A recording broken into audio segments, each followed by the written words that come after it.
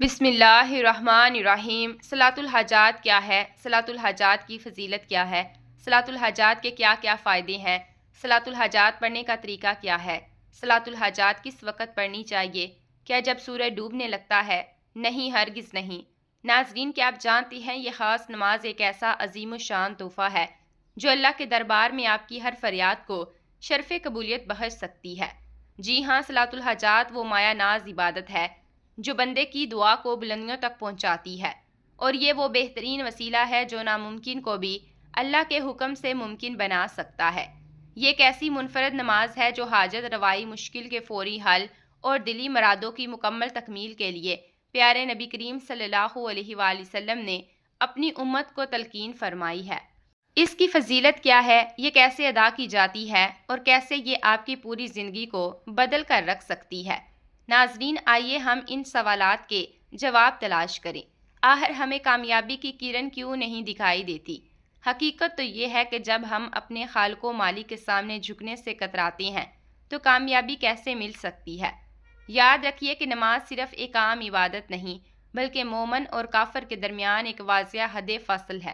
پیران پیر شیخ عبد القدیر جیلانی رحمۃ اللہ علیہ تو یہاں تک تنبیہ فرماتی ہیں کہ جو شخص 3 جمعے جان بوجھ کر چھوڑ دے اسے مسلمانوں کے قبرستان میں دفن نہ کرو اور اس کے گھر کو آگ لگا دو۔ ذرا سوچئے کہ جب فرض نماز ترک کرنے پر ایسی سخت وعید ہے تو پھر زندگی میں کامیابی کیسے ممکن ہو سکتی ہے؟ لوگ مختلف وظائف تو بہت کرتے ہیں مگر اصل نماز سے غفلت برتتے ہیں اور پھر شکوہ کرتے ہیں کہ دعائیں قبول نہیں ہو رہی۔ خوب یاد رکھیں کہ جب تک آپ سچے، پکے اور 5 ٹائم وقت نمازی نہیں بنیں گے، کوئی وظیفہ، کوئی خاص عمل یا کوئی دعا فائدہ نہیں دے گی۔ تو کیوں نہ آج ہم سب مل کر سچی توبہ کریں اور نماز کی پابندی کو اپنی زندگی کا لازم حصہ بنا لیں۔ یہی پہلا قدم ہے حقیقی کامیابی اور کامرانی کی طرف۔ نماز کی فضیلت اور اس کی رفع شان کو سمجھنے کے لیے صرف اتنا ہی کافی ہے کہ نماز کے علاوہ جتنی بھی عبادات نازل ہوئیں یا مسلمانوں پر جن احکام شرعی کو لازم کیا گیا، جن کی ادائیگی کا انہیں مکلف بنایا گیا، وہ تمام کے تمام اسی دنیا میں نازل ہوئے اور حضرت جبرائیل امین علیہ السلام کے واسطے سے پہنچائے گئے۔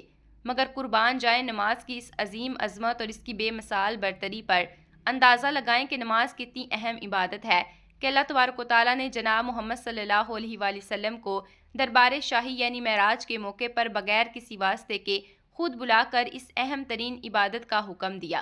حدیث مبارکہ کا مفہوم ہے کہ جب بھی کسی کو اللہ سے یا کسی بندے سے کوئی خاص حاجت ہو تو وہ کامل وضو کر کے خالص دل سے 2 یا 4 رکعت صلاۃ الحاجات ادا کرے اور پھر اللہ کے حضور پوری عاجزی کے ساتھ دعا کرے، وہ دعا رد نہیں کی جائے گی۔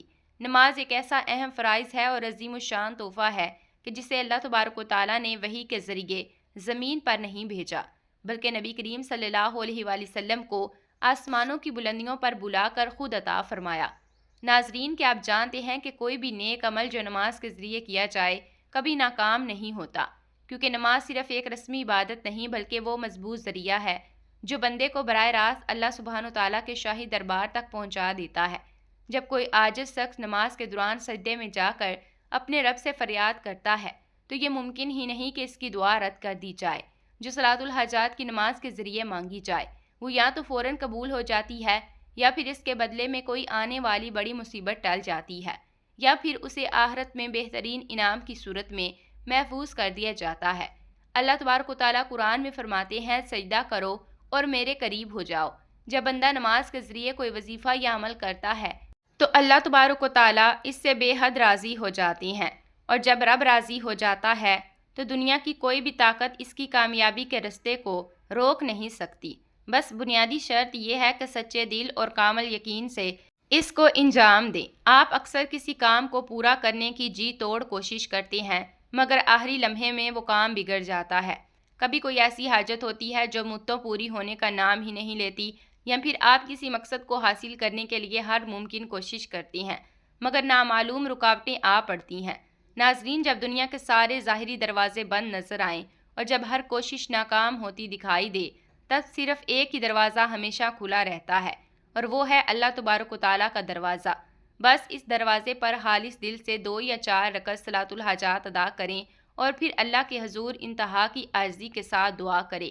وہ دعا کبھی رد نہیں کی جاتی یہ نماز اللہ سے اپنی بڑی سے بڑے مقصد کو حاصل کرنے کا ایک بہترین روحانی وسیلہ ہے۔ بہت سے لوگ ایسے ہیں جو بار بار کوشش کے باوجود بھی اپنے کاروبار میں ترقی نہیں کر پاتے، یا انہیں اچھی نوکری نہیں ملتی، شادی میں مسلسل رکاوٹیں آتی ہیں، یا قرض نہیں اترتا اور گھر میں سکون نہیں ہوتا۔ لیکن جب وہ صلاۃ الحاجات کا مستقل عمل شروع کرتی ہیں تو اللہ تبارک و تعالیٰ ان کی ہر مشکل کو آسانیوں اور برکتوں میں بدل دیتی ہیں۔ صلاۃ الحاجات کو اپنی روزمرہ زندگی کا حصہ بنائیں۔ ناظرین، پھر دیکھیے کہ کیسے ناممکن کو بھی ممکن بنتا ہے، اور کیسے برسوں کی رکی ہوئی دعائیں بھی پوری ہوتی ہیں، اور کیسے پہاڑ جیسے مشکلات آسانیاں بن جاتی ہیں۔ یہ نماز صرف حاجتوں کی تکمیل کا ذریعہ ہی نہیں بلکہ اللہ کے قرب کا سب سے بہترین ذریعہ ہے۔ جب بندہ سچے دل سے اس نماز کو ادا کرتا ہے تو اللہ اس کی پکار سن لیتا ہے، اور وہ کام جو کبھی مکمل نہیں ہو رہا تھا اچانک غیبی مدد سے آسان ہو جاتا ہے۔ ہزاروں لاکھوں لوگوں نے صلاۃ الحاجات کو آزمایا، اور بے شمار لوگوں نے اس کے روحانی کرشمے اپنی آنکھوں سے دیکھے، اور وہ سب ایک ہی بات کہتے ہیں کہ یہ ایک زندہ معجزہ ہے۔ تو پھر دیر کس بات کی، آج ہی صلاۃ الحاجات کا یہ بابرکت عمل شروع کریں اور پھر اپنی آنکھوں سے اس کا اثر دیکھیں۔ محترم ناظرین کرام، اگر آپ چاہتے ہیں کہ آپ کی دعا بہت جلد قبول ہو اور ہر حاجت پوری ہو تو صلاۃ الحاجات کے لیے بہترین وقت وہ ہے جب اللہ کے دربار میں دعا کی قبولیت کے دروازے سب سے زیادہ کھلے ہوتی ہیں۔ سب سے مؤثر اور مقبول وقت تہجد کا وقت ہے، یعنی رات کا آخری پہر، جب پوری دنیا سو رہی ہوتی ہے اور رب کائنات اپنے بندوں کی طرف خاص رحمت کی نظر فرما رہا ہوتا ہے۔ حدیث مبارکہ میں آتا ہے کہ اللہ سبحانہ وتعالیٰ رات کے آخری حصے میں آسمانی دنیا پر نزول فرماتے ہیں اور پکارتے ہیں کہ کوئی مجھ سے مانگنے والا ہے کہ میں اسے عطا کروں، کوئی اپنی مغفرت طلب کرنے والا ہے کہ میں اسے معاف کر دوں۔ اس مبارک وقت میں اگر کوئی شخص وضو کر کے صلاۃ الحاجات ادا کرتا ہے اور دل کی گہرائیوں سے رو کر دعا کرتا ہے تو اس کی دعا رد نہیں کی جاتی۔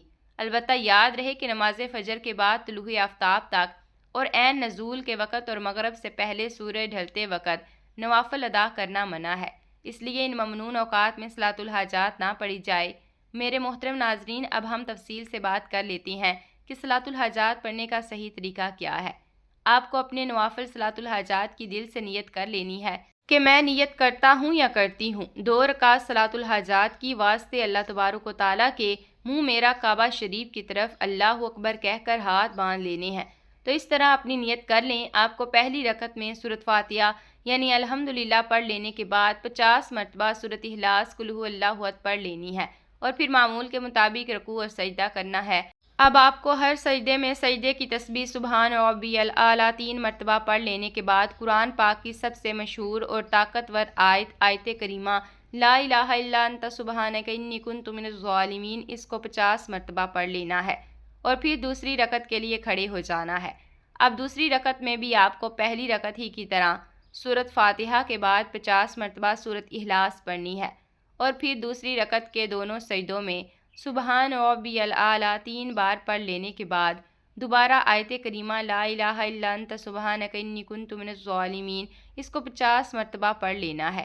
یعنی اب اس مخصوص نماز میں کل ملا کر 100 مرتبہ سورۃ اخلاص پڑھی جائے گی اور 160 مرتبہ آیت کریمہ لا الہ الا انت سبحانک انی کنت من الظالمین کو پڑھا جائے گا۔ جب آپ صلاۃ الحاجات کی یہ 2 رکعت مکمل ادا کر چکے ہیں تو یہی وہ خاص لمحہ ہوتا ہے جب اللہ کے دربار میں اپنی اصل حاجت پیش کرنی ہے۔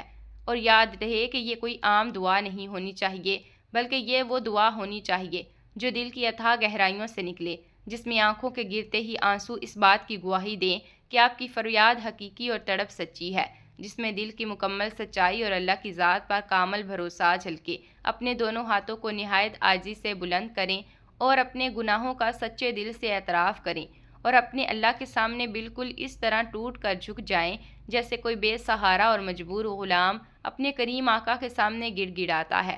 ناظرین، اپنے رب کو اس پیارے اسماء حسنہ کا واسطہ دے کر پکاریں، اس کی وسیع رحمت، اس کی مغفرت اور اس کی لامتناہی قدرت کا واسطہ دیں۔ جب اللہ سبحانہ وتعالیٰ اپنے بندے کی ایسی گریہ ورزاری کو دیکھتا ہے تو وہ یہ اس کی تقدیر کو بدل دیتا ہے۔ جب ناممکن نظر آنے والے راستے خود بخود کھلنے لگتے ہیں اور بندہ خود حیران رہ جاتا ہے کہ کیسے اس کی برسوں کی مشکلات پل بھر میں آسان ہو گئی۔ ناظرین، جب آپ سچے دل سے دعا کریں گے اور رو رو کر اللہ کی بارگاہ میں التجا کریں گے تو یقین رکھیے اس کا اثر فوراً ظاہر ہونے لگے گا۔ شاید اسی لمحے آپ کو دل کی گہرائیوں میں ایک عجب سا سکون محسوس ہو، شاید کسی ایسے غیبی ذریعے سے مدد آئے جہاں سے آپ کو کبھی بھی توقع اور امید نہ ہو، شاید آپ کی مشکلات دھیرے دھیرے خود ہی ختم ہونے لگیں اور وہ کام جو بار بار رکاوٹ کا شکار ہو رہا تھا اچانک ہی اللہ کے فضل سے آسانی سے حل ہو جائے۔ یہ وہ عظیم معجزہ ہے جو ہر اس خوش نصیب شخص نے اپنی آنکھوں سے دیکھا ہے، جس نے مکمل یقین اور انتہا کی عاجزی کے ساتھ صلاۃ الحاجات ادا کی ہے۔ حدیث قدسی ہے کہ اللہ تبارک و تعالیٰ اپنے بندے کے قریب ترین اس وقت ہوتا ہے جب وہ سجدے کی حالت میں ہوتا ہے، اور جب بندہ اس کی بارگاہ میں سرنگو کر کے مانگتا ہے تو اللہ تبارک و تعالیٰ کبھی اس کے اٹھے ہوئے ہاتھوں کو خالی نہیں لوٹاتا۔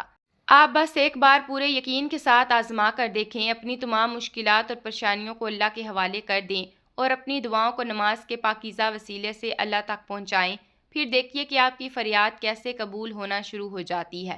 ناظرین، آپ کی دل کی مرادیں کیسے پوری ہوتی ہیں اور اللہ کی غیبی مدد کیسے آپ کے ہر رکے ہوئے کام کو آسان بنا دیتی ہے۔